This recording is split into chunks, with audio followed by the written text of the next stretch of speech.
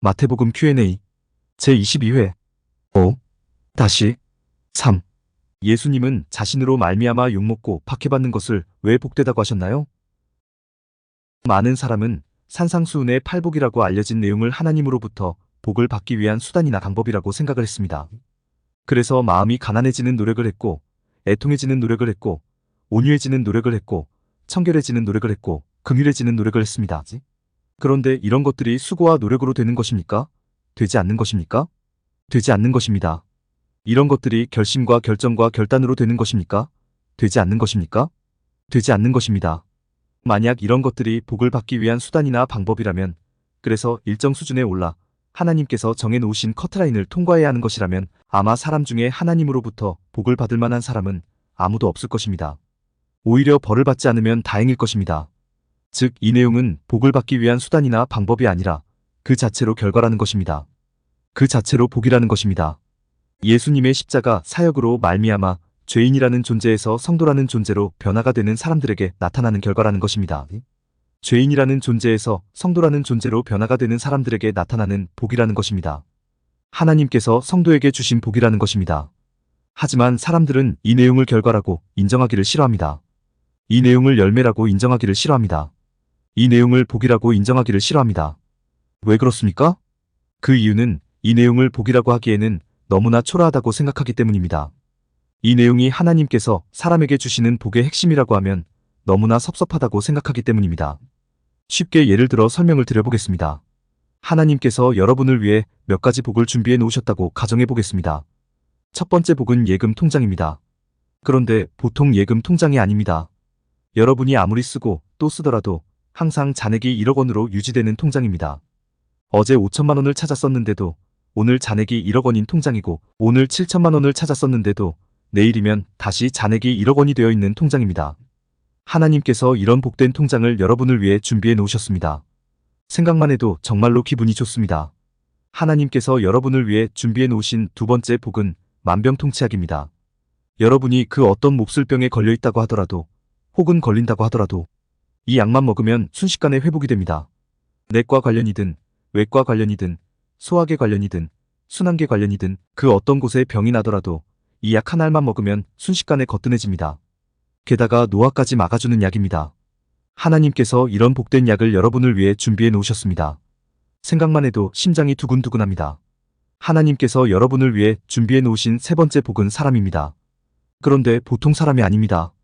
이 사람은 그야말로 슈퍼맨입니다. 여러분이 어떤 어려움에 놓이더라도 여러분의 어려움을 순식간에 해결해 줄 수 있는 사람입니다.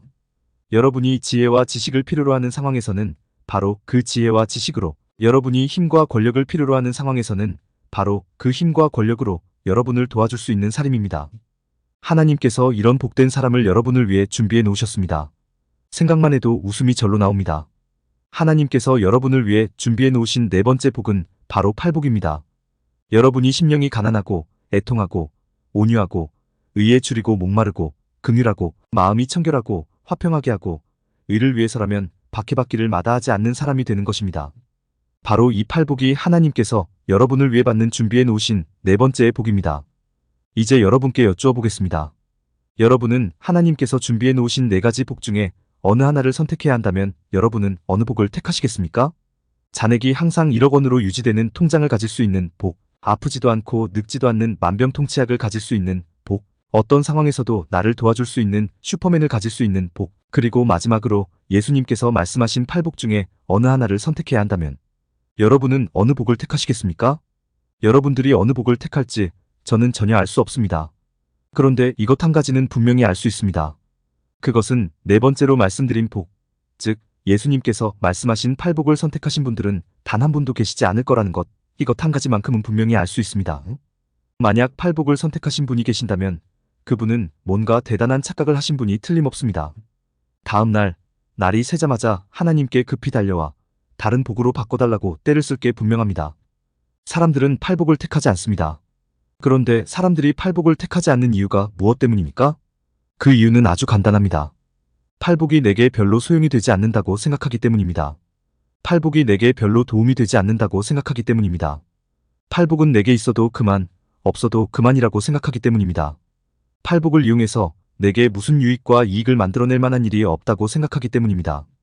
이렇게 생각하는 사람들에게 심령이 가난하고 애통하고 온유하고 의에 줄이고 목마르고 긍휼하고 마음이 청결하고 화평하게 하고 의를 위해서라면 박해받기를 마다하지 않는 것이 더 큰 복을 받기 위한 수단과 방법이 아니라 자체로 하나님의 복이라고 하니 사람들은 그 말을 인정하고 싶지 않은 것입니다. 하나님으로부터 받아낼 수 있는 더 큰 복이 있을 것이라고 생각합니다. 그러나 예수님은 말씀하시는 것입니다. 심령이 가난하고 애통하고 온유하고 의에 줄이고 목마르고 긍휼하고 마음이 청결하고 화평하게 하고 의를 위해서라면 박해받기를 마다하지 않는 것보다 더 큰 복은 없다고 말씀하시는 것입니다. 사람들에게 그 복을 주기 위해서 나 예수가 십자가를 지고 십자가 위에서 죽고 죽은 지 사흘 만에 부활하는 것이라고 말씀하시는 것입니다. 나 예수가 죽으면서까지 사람들에게 찾아주고 싶은 최고의 복이라고 말씀하시는 것입니다. 사실 아무리 돈이 많으면 뭐합니까? 심령이 가난한 마음, 애통해하는 마음, 온유한 마음이 없다면 그 돈도 그렇게 대단한 것이 못 됩니다.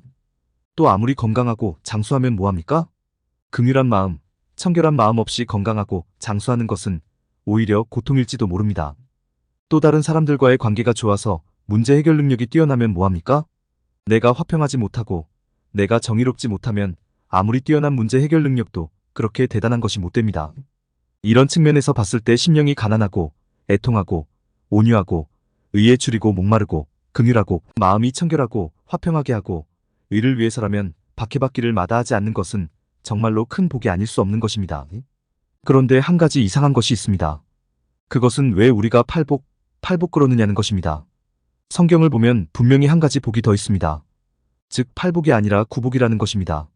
예수님께서 말씀하신 9번째 복이 바로 마태복음 5장 11절로 12절 나로 말미암아 너희를 욕하고 박해하고 거짓으로 너희를 거슬러 모든 악한 말을 할 때에는 너희에게 복이 있나니 기뻐하고 즐거워하라 하늘에서 너희의 상이 큼이라 너희 전에 있던 선지자들도 이같이 박해하였느니라 라는 내용입니다. 예수님께서는 예수님으로 말미암아 사람들이 욕을 먹고 박해를 받는 것은 분명히 복을 받은 것이라고 말씀하시고 계십니다. 하지만 사람들은 이 내용을 빼고 팔복 그랬던 것입니다. 그런데 사람들은 왜 이 내용을 복에서 빠뜨렸을까요? 실수로 빠뜨린 것일까요? 아니면 의도적으로 빠뜨린 것일까요? 정답은 정확하게 이 내용을 이해하지 못해서 빠뜨렸던 것입니다. 지금까지 사람들은 팔복의 내용을 조건과 결과로 이해를 했습니다. 심령이 가난하면 천국을 소유하게 되는 복을 받고 온유하게 되면 땅을 기업으로 받는 복을 받게 되는 것이라고 생각했습니다. 이런 식으로 생각을 하면 9번째 복은 예수님으로 말미암아 욕을 먹고 박해를 받았을 때 하나님으로부터 받게 되는 큰 상이 되는 것입니다. 그런데 이 내용이 이해가 가십니까? 이해가 가지 않습니다. 그렇게 이해가 가지 않으니 아예 제쳐두었던 것입니다. 그러나 우리가 조건이라고 생각했던 것들이 결국은 결과였다는 것, 결국은 열매였다는 것, 결국은 그 자체로 복이었다는 것을 기억하신다면 9번째 복의 내용도 쉽게 이해하실 수 있습니다. 예수님께서 나로 말미암아 너희를 욕하고 박해하고 거짓으로 너희를 거슬러 모든 악한 말을 할 때라고 말씀하셨습니다. 이 말씀에서 누가 사람들을 욕하고 박해하고 악한 말을 하는지를 잘 이해하셔야 합니다. 즉 예수님 때문에 사람들을 욕하고 박해하고 악한 말을 하는 존재가 누구인지를 잘 이해하셔야 합니다. 여쭈어 보겠습니다. 예수님 때문에 사람들을 욕하고 박해하고 악한 말을 하는 존재가 누구겠습니까? 우리는 정답을 너무나 잘 알고 있습니다. 정답은 바로 죄입니다. 하나님께서 예수님을 이 땅에 보내신 이유는 죄를 물리치고 사람들을 죄에서 구해내시는 것이기에 예수님 때문에 사람들을 욕하고 박해하고 악한 말을 하는 존재는 오직 하나, 바로 죄입니다. 그런데 죄가 사람들을 욕하고 있고 박해하고 있고 악한 말을 하고 있습니다. 여쭈어 보겠습니다. 사람들이 여전히 죄에게 사로잡혀 있다면, 그래서 죄가 사람들을 여전히 조종하고 통치하고 있다면 죄가 사람들을 욕하고 박해하고 악한 말을 할 리가 있겠습니까? 없겠습니까? 없습니다. 죄가 하라는 대로 사람이 다 하는데 사람에게 해코지를 할 이유가 무엇입니까? 그럴 이유가 전혀 없습니다. 즉 죄가 예수님 때문에 사람을 욕하고 박해하고 악한 말을 하는 때에는 예수님의 십자가, 사역이 이루어져서 사람이 죄로부터 해방이 되고 하나님의 성도 하나님의 자녀가 되었을 때입니다. 구원을 얻었을 때입니다. 그 구원이 큰 복이고 그 구원이 하나님의 큰 상이고 그 구원이 선지자들이 그렇게도 소망하던 것이었다고 예수님은 말씀하시는 것입니다. 심령이 가난하고 애통하고 온유하고 의에 줄이고 목마르고 긍휼하고 마음이 청결하고 화평하게 하고 이를 위해서라면 박해받기를 마다하지 않는 것이 예수님의 십자가 사역으로 말미암아 변화되는 사람에게 임하는 복의 내용이라고 말씀을 드렸습니다.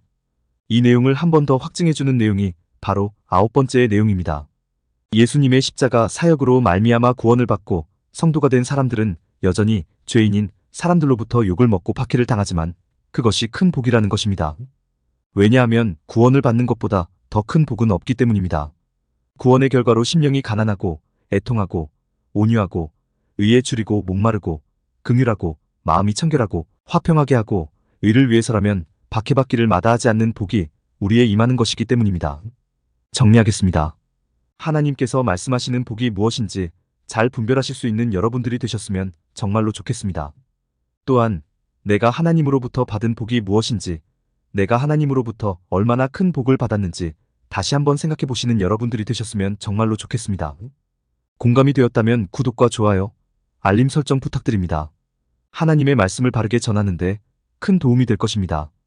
평등하고 공정하며 정의롭고 행복한 세상을 이루는데 큰 도움이 될 것입니다.